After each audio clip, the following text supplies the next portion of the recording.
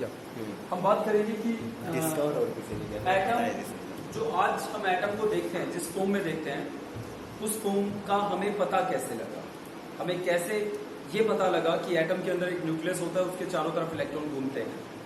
Next year 11th में आप ये पढ़ेंगे कि जो बोहर ने बताया कि न्यूक्लियस के चारों तरफ इलेक्ट्रॉन घूमते हैं, उसके अलावा भी एटम के बारे में हमें इंफॉर्मेशन मिली इलेक्ट्रॉनिक कॉन्फ़िगरेशन से, क्वांटम से। क्वांटम मैकेनिक्स डेवलप हुई, क्वांटम फिजिक्स डेवलप हुई, उन्होंने हमें इलेक्ट्रॉन का बिहेवियर, एटम का बिहेवियर को और अच्छे से एक्सप्लेन किया। राइट, जो आप इलेक्ट्रॉनिक कॉन्फ़िगरेशन आपने की है 1s2 2s2, एक्चुअली ये क्वांटम की देन, द मोस्ट प्रोबेबली आप नेक्स्ट ईयर पढ़ेंगे, अभी तो शायद नहीं है। क्वांटम नंबर है पढ़ा है तो NLM सर नहीं आते क्वेश्चन इसके। आंध्र प्रदेश में पूछे जाते हैं, हरियाणा में अब तक एक बार भी नहीं और पूछा। आंध्रा में भी पहले पूछे जाते होंगे, अभी नहीं, आंध्र में तो आते हैं। रिसेंटली आए नहीं, वो ऐसा नहीं, कोई भी बोर्ड इतना बेदर्द नहीं, मतलब सर बहुत भयंकर भयंकर क्वेश्चन आता है आंध्र प्रदेश में। वो पहले आए होंगे बिहार में, आंध्र प्रदेश की तो हार्ड आते हैं काफी। ओके चलिए ये सब स्कूल वाइज देते हैं क्वांटम नंबर। स्कूल वाले क्वांटम नंबर देते बिल्कुल। तो क्वांटम नंबर का इस लेवल पे तो हम क्वांटम नंबर कर ही लेंगे कि जो स्कूल में टेस्ट होते हैं वो आप अच्छे से कर पाओ, ठीक है। तो नेक्स्ट हमारे पास है, सबसे पहले ये देखिए थॉमसन ने इलेक्ट्रॉन को कैसे इन्वेंट किया, इलेक्ट्रॉन का पता उसे कैसे लगा। राइट, ये देखिए जो एक साइंटिस्ट थे क्रूक, यस सर, हाँ विलियम क्रूक नहीं, जेम्स शायद कोई कुछ भी लगा था सर। हाँ, ये डिस्चार्ज क्रूक नाम के एक साइंटिस्ट ने एक ट्यूब डिजाइन की। राइट, उसने एक्चुअली ये भी कहा जाता है कि इलेक्ट्रॉन की इन्वेंशन क्रूक नहीं की सर। 2018-19 में भी आया था आंध्र प्रदेश में। ओके, क्या आया था सर आसान से आते हैं, which is the correct set of quantum number. Okay, NL चलिए इस लेवल की तो क्वांटम नंबर हम भी कर ही सकते हैं। ओके चलिए, अब यहाँ इसे साफ यहाँ देखिए, थोड़ी देर मान लिया आंध्रा में टफ आते हैं, क्वांटम नंबर आते हैं, हम सब इस बात को मान रहे हैं, आगे बढ़ते हैं। तो क्रूक ने ये ट्यूब डिजाइन की, इसके बाद क्रूक ने बहुत सारे लोग ये मानते हैं कि थॉमसन ने बेफालतू में क्रेडिट ले लिया, इलेक्ट्रॉन को क्रूक ने ही खोज बता दिया था इलेक्ट्रॉन के बारे में। राइट, बट बहुत सारे लोग कहते हैं, हमारी एनसीईआरटी नहीं कहती। Right, most of the books यही कहती है कि इलेक्ट्रॉन को थॉमसन ने इन्वेंट किया। ओके, तो हम थॉमसन के हिसाब से आगे बढ़ेंगे। ये क्रूक ट्यूब है, इसे क्रूक्स ट्यूब कहते हैं। थॉमसन ने क्या किया, यहाँ पे एक बैटरी इंट्रोड्यूस की, हाई वोल्टेज बैटरी इंट्रोड्यूस की। राइट, ये जो छोटे वाला डंडा है किसको रिप्रेजेंट करता है, नेगेटिव को, ये बड़े पॉजिटिव। राइट, इसके बाद जो ये नेगेटिव को हमारे थॉमसन ने उससे पहले ही मतलब थॉमसन से पहले जो रोड, जो इलेक्ट्रोड नेगेटिव टर्मिनल से जुड़ी रहती थी, हमने उसे कैथोड नाम दिया। राइट, और जो पॉजिटिव टर्मिनल से जुड़ी हमने उसे एनोड नाम दिया। ओके, काफी हाई वोल्टेज के बाद थॉमसन को इन दोनों में कोई इंटरेक्शन नहीं नजर आया। वो नहीं देख पा रहा था कि कैथोड एनोड एक दूसरे से इंटरेक्ट कर रहे हैं, ये नहीं देख पा रहा था। कौन? थॉमसन। थॉमसन को शक हुआ कि इनके बीच में कुछ ऐसा है जो इन दोनों को इंटरेक्ट करने से रोक रहा है। वो सही था, वो कौन सी चीज थी जो इन दोनों को इंटरेक्ट करने से रोक रही थी? बैठे बैठे बता दो सर। गैस, एयर इंसुलेटर होती है, मानते हो ना? राइट, बिजली के तार ऊपर से जा रहे हैं, आप नीचे खड़े हो, आपको करंट नहीं लगता। क्यों नहीं लगता? Air insulator. एयर इंसुलेटर है। थिंक अबाउट इट, अगर एयर कंडक्टर होती तो लाइफ पॉसिबल नहीं थी। तार के नीचे से जाते ही आपको है ना झटका सर वो लगता। तो कापे में खड़े रहते तभी लगता। हाँ, कहीं पे भी लगता। यस, प्लग, जैसे प्लग में अभी बिजली आ रही है तो एयर इंसुलेटर होती तो आप तक, हम सब तक ऐसे है ना, कंडक्टर होती तो। यस, कंडक्टर होती तो, I am sorry, okay, conductor होती तो ऐसा होता। तो एयर इंसुलेटर का एयर इंसुलेटर होती है और इन दोनों के बीच में एयर। ओके, थॉमसन ने एक वैक्यूम पंप लगाया और यहां से एयर को बाहर निकाला। वैक्यूम पंप समझते हो ना? Yes, sir. वैक्यूम पंप मतलब अपने वो पानी की जो मोटर है ना, वो मान लो वो मोटर लगाई, राइट, जहां से पानी अंदर जाता है उसकी बजाय उसने इसको यहां से कनेक्ट किया तो हवा को खींचना स्टार्ट किया उस मोटर में। राइट। जब एयर बाहर जाएगी Pressure तो कम। इसके अंदर का प्रेशर कम हो जाएगा। बहुत ज्यादा कम। एयर प्रेशर क्रिएट करती है, एयर जहां रहती है वहां प्रेशर क्रिएट करती है। आपके सिलेंडर में एयर है, मतलब सॉरी गैस है, और वो गैस हाई प्रेशर क्रिएट कर रही है। ओके, जब सिलेंडर खाली हो जाएगा तो उसके अंदर का प्रेशर कम हो जाएगा। कम होने लगेगा। आपने ये ऑब्जर्व भी किया होगा, या नहीं किया तो अब करके देखना, जब सिलेंडर खाली हो जाता है तो हल्का हो उसका जो जाता है। वाल है उसको आप इजीली दबा सकते हो।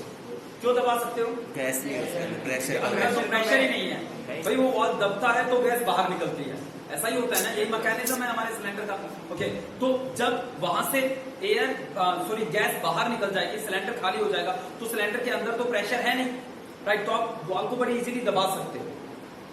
Okay, right. और या फिर आधे बहुत कम रह जाए तब आप दबा के देखना, बड़ी इजीली आप उंगली से भी दबाओगे वो दब जाएगा और हल्की हल्की गैस बाहर आएगी। सर सिलेंडर बट में जब ऐसे सिलेंडर नया आता है तब आप उसे नहीं दबा सकते क्योंकि वहां हाई प्रेशर है। तो मेरा पॉइंट ये है कि एयर जब कम होगी या गैस जहां से निकल जाएगी वहां लो प्रेशर क्रिएट होगा। सर सिलेंडर में कौन सी गैस होती है जो उसकी लीकेज की smell? Methyl mercaptan, sulphur containing gas है, राइट, मिथाइल मर्कैप्टन। जैसे गैस मेनली लीक हो रही है। सिलेंडर में ब्यूटेन होती है, राइट, ब्यूटेन की कोई स्मेल नहीं होती। अगर खाली ब्यूटेन भर के हमें जो सिलेंडर बनाने वाली कंपनी है, सिलेंडर सप्लाई करने वाली कंपनीज है, वो दें, तो अगर वो लीक हो गई तो हमें पता ही नहीं लगेगा, राइट। कब पता लगेगा? जब माचिस जलाएंगे, लाइटर जलाएंगे, जब धमाका होगा तब पता लगेगा, अच्छा गैस लीक हो रही थी तो जल गया तब पता लगेगा। सो या ये भी संभावना है, बच गए तो जब ऊपर भगवान के पास अरे तो मतलब ऊपर वाले से शिकायत करो यार, ब्यूटेन की भी कोई स्मेल होती तो अच्छा था। ओके, तो इन दैट केस वो कंपनीज उसमें किसमें, ब्यूटेन में एक ऐसी गैस भर के बेचती है जिसकी स्मेल बहुत बेकार होती है। अगर वो लीक होगी तो उस स्मेल की हेल्प से आप ये बता सकते हो कि सिलेंडर से गैस बाहर निकल रही है, ठीक है। और वो जो मिथाइल मर्कैप्टन है वो जल भी जाती है, इसकी वजह से जब वो जलेगी तब आपको वो स्मेल नहीं आएगी। बट बिना जले जब वो बाहर निकलेगी तो आप उसे पता लगा लोगे। तो जो स्मेल आपको आती है गैस की, उसके लिए ब्यूटेन रिस्पॉन्सिबल नहीं है, वो गैस रिस्पॉन्सिबल नहीं है जो खाना पका रही है, बल्कि हमने एक्स्ट्रा एक गैस डाली है उसमें ताकि हमें स्मेल लीकेज का पता लग जाए।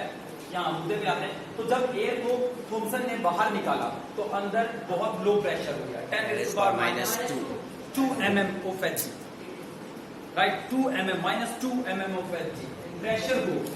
प्रेशर को हम अलग अलग यूनिट, बार, जैसे एक यूनिट है बार प्रेशर, एक है एटमॉस्फेरिक प्रेशर, एक है टोर, इंडिया के साइंटिस्ट हैं टोरसन उनके नाम पे, एक है mm of Hg। Hg। मैं आपको mm of Hg के बारे में बताऊंगा कि mm of Hg का मतलब क्या है। जब प्रेशर इतने mm of Hg है तो इस बात से का क्या मतलब निकलता है, ये देखिए। जैसे आपके पास ये है, ये मरकरी है, ये मरकरी है, राइट।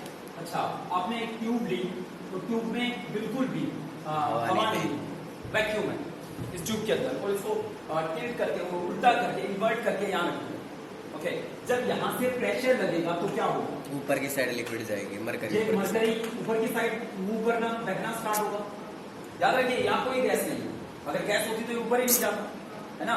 तो यहाँ अंदर कोई गैस नहीं है, जैसे ही यहाँ प्रेशर लगेगा मरकरी ऊपर शिफ्ट होना स्टार्ट होगा, राइट।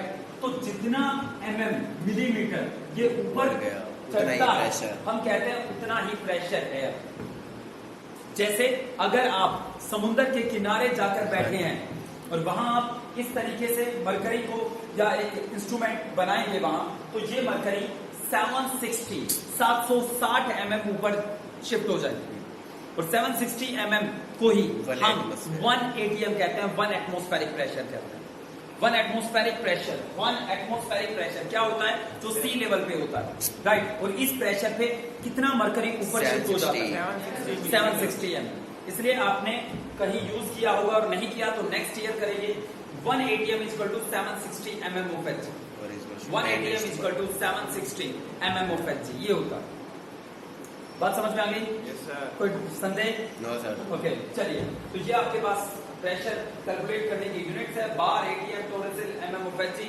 टोरेसिल और एमएमओएफजी सेम होते हैं, राइट? चलिए, 1 टोर को आप 1 एमएमओएफजी भी कह सकते हैं, 760 एमएमओएफजी को 760 टोर भी कह सकते हैं। हालांकि ये यूनिट ज्यादातर केस में अब नहीं यूज होती सर एटमॉस्फेयर और राइट, इसको डिस्कार्ड कर दिया गया है। इसको 1 एटीएम 1.01 ऑलमोस्ट ये भी दोनों बराबर ही, ठीक है?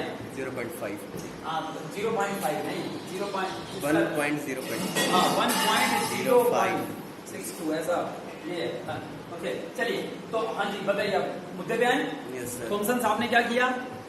Pressure. कैथोड और एनोड के बीच कुछ ऐसा था जो दोनों को मिलने से रोक रहा था, वो थी एयर, राइट? थॉमसन ने उस एयर को बाहर निकाल दिया।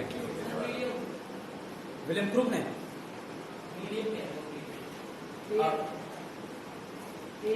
हाँ क्या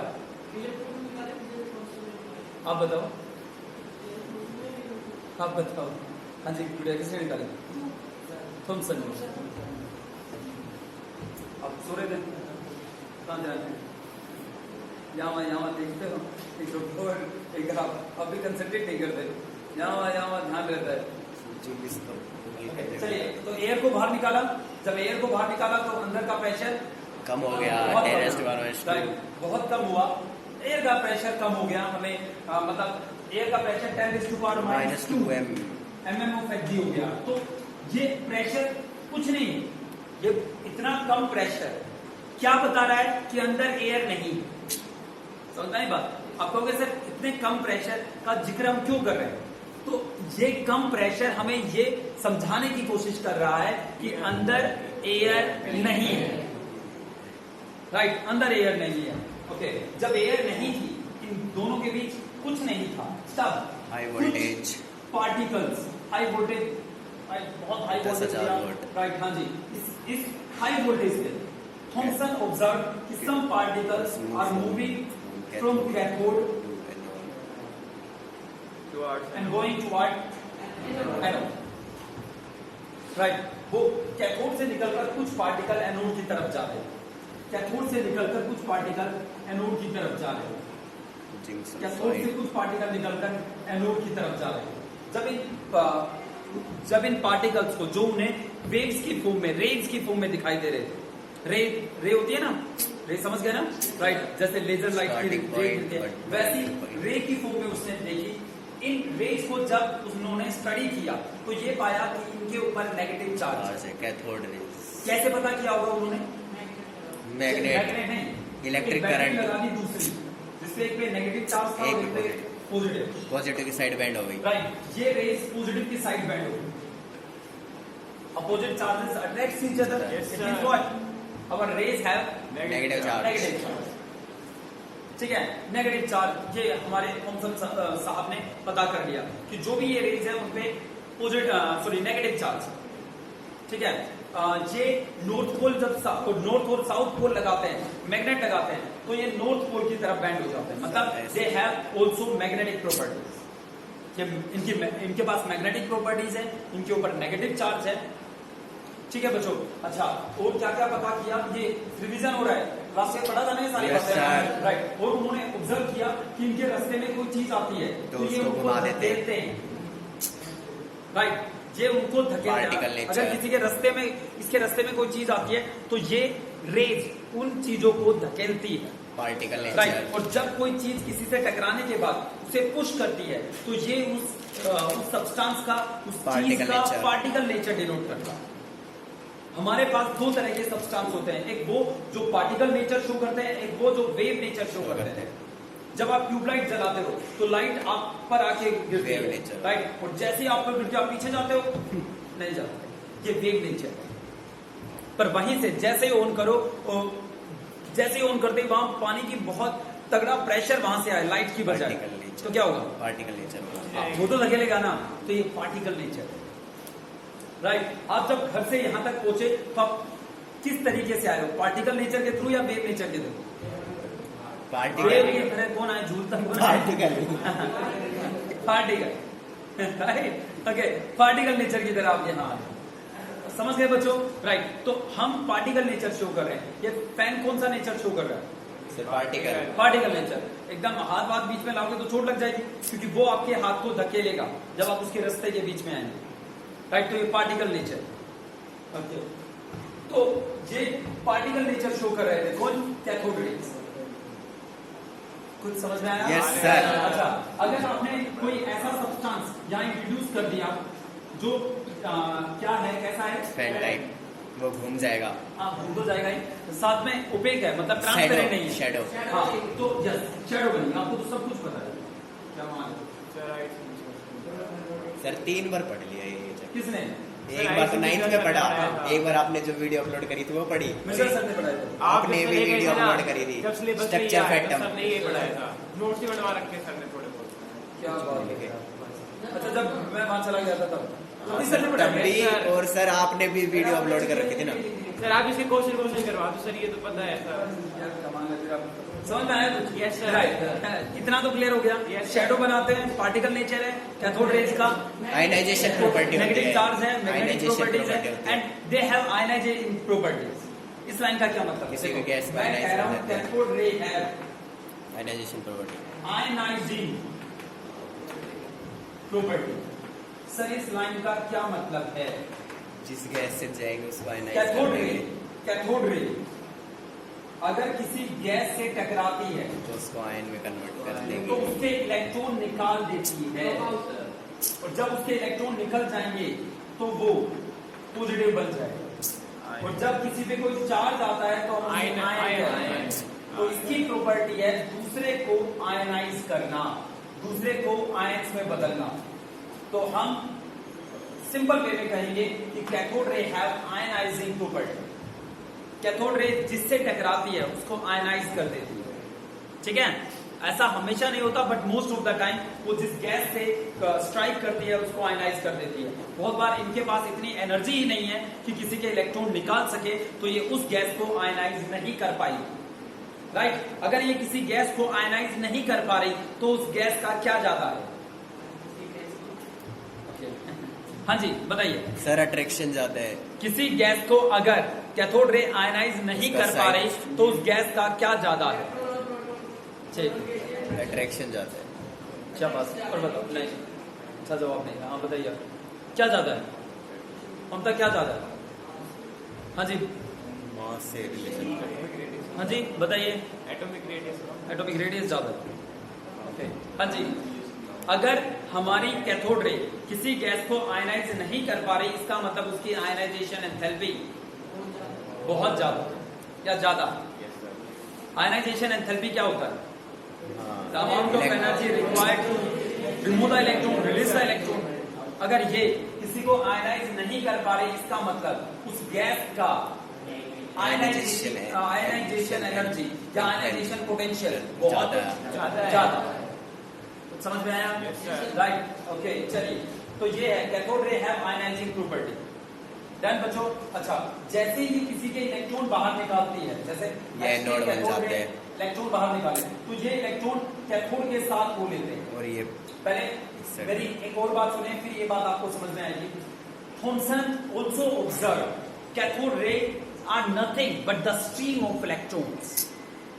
कैथोड रे का, सॉरी, थॉमसन का बहुत अच्छा ऑब्जर्वेशन ये था, या बहुत बड़ा ऑब्जर्वेशन ये था कि कैथोड रे कुछ और नहीं बल्कि इलेक्ट्रॉन्स की नदी है।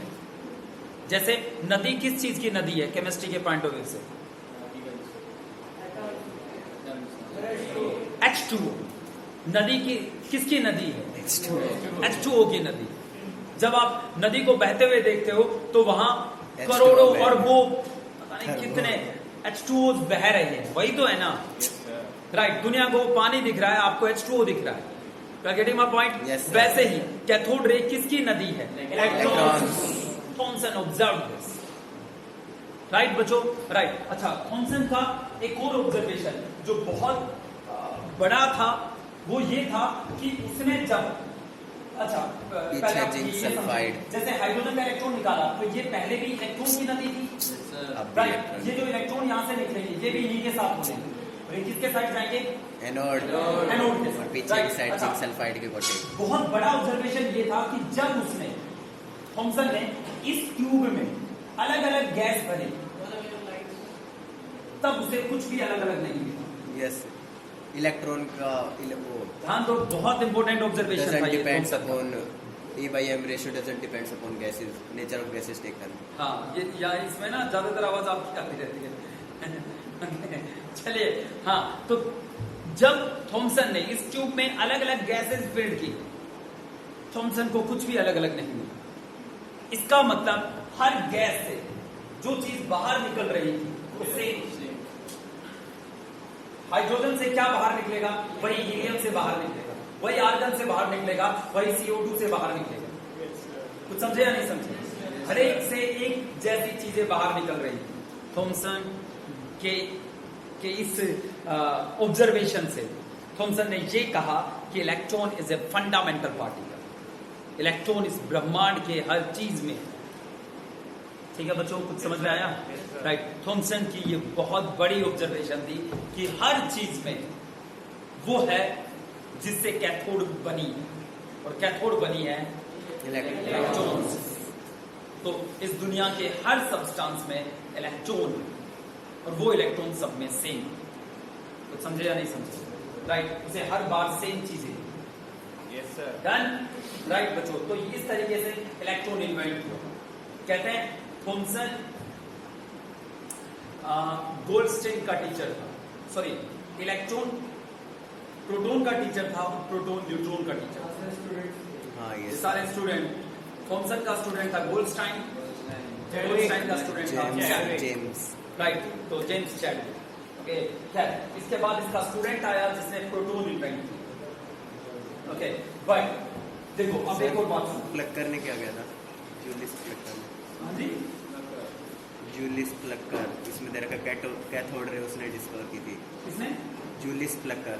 हाँ, तो हो सकता है क्योंकि इस पर रिसर्च बाद में गोल्डस्टीन ने की। बिल्कुल बिल्कुल हो सकता है, ये जो कह रहे हैं उससे। चलिए देखो, अब बात करते हैं किसकी? Anode rays. Anode rays anode से निकलकर कैथोड की तरफ नहीं चलती। यस सर, सिर्फ जो बहुत प्रोटॉन होते इंपॉर्टेंट हैं। पॉइंट है ये।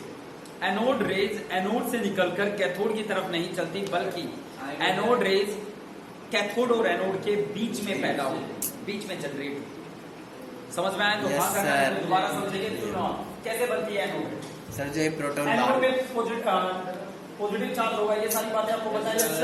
बस एक पॉइंट हमें समझना है, वो समझ में आ गया, सब कुछ समझ में आ गया कि एनोड रे एनोड से पैदा नहीं होती, कैथोड रे कैथोड से पैदा होती है, बट एनोड रे नहीं होती, एनोड से पैदा नहीं होती, बीच में। एनोड और कैथोड के बीच में जनरेट होती है। जरा देखो कैसे।